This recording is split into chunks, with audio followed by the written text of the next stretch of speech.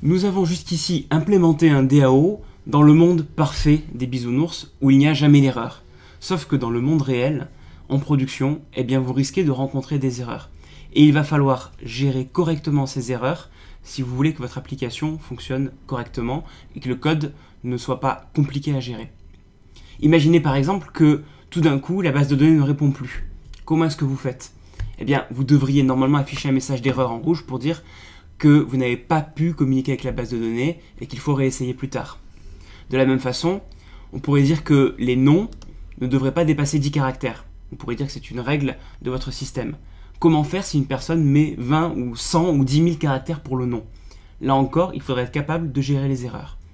Eh bien, dans ce chapitre, je vais vous montrer comment gérer correctement les erreurs avec des exceptions, notamment vis-à-vis votre DAO. Et puis, je vais vous montrer aussi comment utiliser les transactions pour éviter, en cas d'erreur au milieu de plusieurs enregistrements dans la base de données, que vous ayez des enregistrements partiels. Alors, voyons voir, pour commencer, la gestion des exceptions. Pour gérer correctement les erreurs, on va créer des exceptions personnalisées.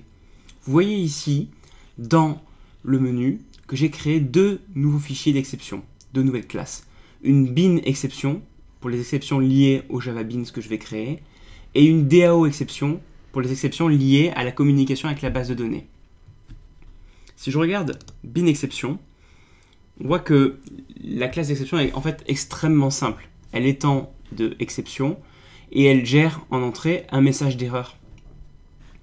De la même façon, DAO exception gère en entrée aussi un message d'erreur. C'est exactement la même chose, sauf que le type est différent parce qu'on a deux classes, deux noms différents, qui vont nous permettre, dans le contrôleur, ensuite, de repérer qu'il y a une erreur qui vient soit de la base de données, de la communication avec l'enregistrement, soit de notre bin, et là on saura quel est le type de l'erreur. Alors comment est-ce que j'utilise par exemple ma bin exception? Eh bien, je vais imaginer de façon arbitraire que les noms de nos utilisateurs ne peuvent pas dépasser 10 caractères. Sinon, je vais envoyer une bin exception.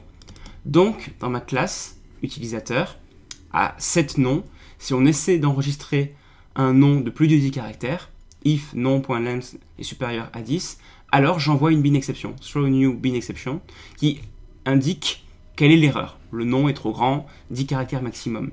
Cette exception sera traitée ensuite derrière. De la même façon, pour mes DAO exceptions, eh bien, je vais les traiter ici dans mon implémentation, utilisateur DAO implémentation. Et vous voyez ici que j'ai mis déjà des blocs try-catch pour gérer ces exceptions. En particulier, je gère les SQL exceptions. Parce que si la base de données renvoie une erreur, elle va envoyer une SQL exception, par exemple pour dire que la base de données n'est pas joignable. Et dans ce cas-là, je ne vais pas renvoyer une SQL exception, mais je vais envoyer une DAO exception. En fait, quand je catch une SQL exception, je throw une DAO exception. Pourquoi je fais ça? Eh bien parce que le contrôleur, lui, n'a pas à savoir qu'on a eu une SQL exception. Il n'a pas à traiter les problématiques liées à la base de données. Il veut juste savoir qu'il a eu du mal à enregistrer les informations. Donc je renvoie une DAO exception, ici. Ensuite, qu'est-ce qui se passe? Eh bien, dans mon contrôleur, test.java, j'attends justement ces exceptions. Donc je fais try catch. J'essaie par exemple de lister les utilisateurs.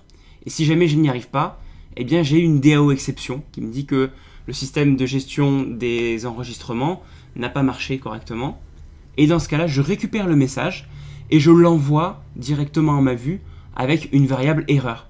Ainsi, ma variable erreur contiendra le message d'erreur lié à l'enregistrement. Ensuite, si je vais dans ma JSP, eh bien, on peut voir que j'ai fait un test. Si jamais l'erreur n'est pas vide, donc ça veut dire si jamais j'ai une erreur, alors j'affiche cette erreur dans un message en rouge. Alors essayons ça. Essayons de provoquer une exception, par exemple en essayant d'entrer un nom de plus de 10 caractères, ce qui va devoir me renvoyer une bin exception ici. J'exécute le code. Si j'essaie de mettre un nom court comme Dupont, s'appeler, on a déjà un Jean Dupont, on va l'appeler Marcel, Marcel Dupont. Je clique sur envoyer, il s'enregistre bien et il est bien listé. En revanche, si la personne a un nom un peu long, comme Dupontigno, voilà, on devrait dépasser les 10 caractères, Jean Dupontigno, et bien là, on va avoir une erreur, parce qu'on va remonter une bin exception. Et dans ce cas-là, l'erreur est renvoyée et retransmise ici à la vue, sous forme de variable erreur, et ça affiche le nom est trop grand, 10 caractères maximum. Enfin, parlons des transactions. Dans la pratique, dans les systèmes en production, vous allez utiliser des transactions pour faire en sorte de n'enregistrer vos données qu'à la fin de l'ensemble de vos modifications. Par exemple, si vous voulez faire 3 insertions en base de données et que vous voulez uniquement enregistrer correctement si les 3 enregistrements se sont bien passés, vous allez utiliser un système de transactions.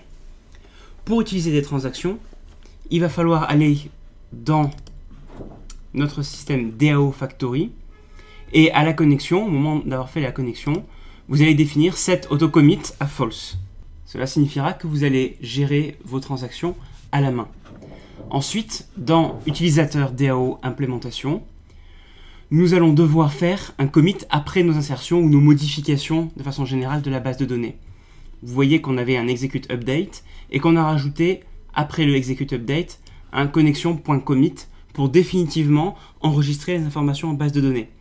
Si j'avais eu 3 insertions, j'aurais probablement fait le commit uniquement à la fin des 3 insertions.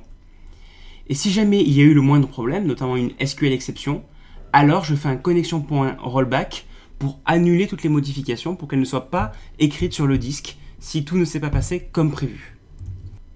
Et à la fin, si tout s'est bien passé, dans Finally, après le catch, on va fermer la connexion à la main avec connexion.close.